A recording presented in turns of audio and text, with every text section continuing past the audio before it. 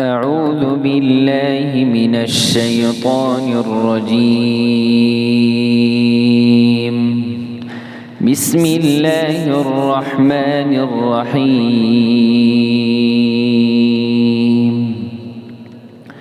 يا أيها المزمل قم الليل إلا قليلا نصفه أو انقص منه قليلا أو زد عليه ورتل القرآن ترتيلا إنا سنلقي عليك قولا ثقيلا إن ناشئة الليل هي أشد وطئا وأقوم قيلا إن لك في النهار سبحا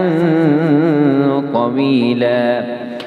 واذكر اسم ربك وتبتل إليه تبتيلا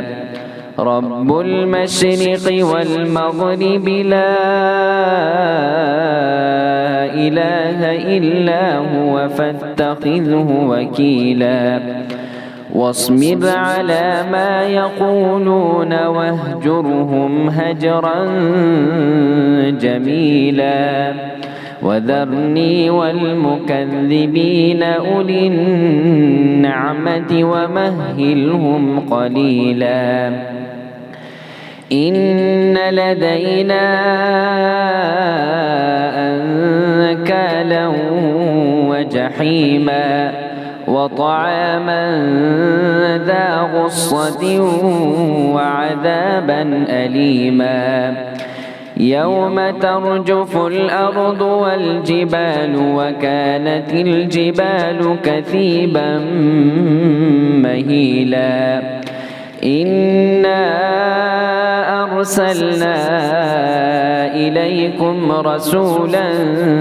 شاهدا عليكم كما أرسلنا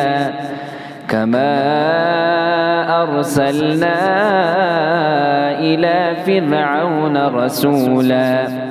فعصى فرعون الرسول فأخذناه أخذا وبيلا فكيف تتقون إن كفرتم يوما يجعل الولدان شيبا السماء منفطر به كان وعده مفعولا إن هذه تذكرة فمن شاء اتخذ إلى ربه سبيلا إن ربك يعلم أنك تقوم أدنى من ثلثي الليل ونصفه وثلثه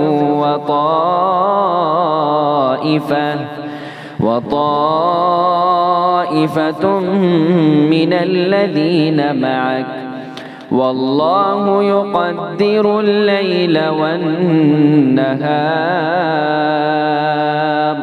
علم أن لن تحصوه فتاب عليكم فاقرؤوا ما تيسر من القرآن علم أن سيكون منكم مرضى وآخرون يضربون في الأرض يبتغون من فضل الله وآخرون يقاتلون في سبيل الله فاقرؤوا ما تيسر منه وأقيموا الصلاة وآتوا الزكاة وأقرضوا الله قرضا حسنا وما تقدموا لأنفسكم من خير تجدوه عند الله هو خيرا وأعظم أجرا واستغفروا الله إن الله غفور رحيم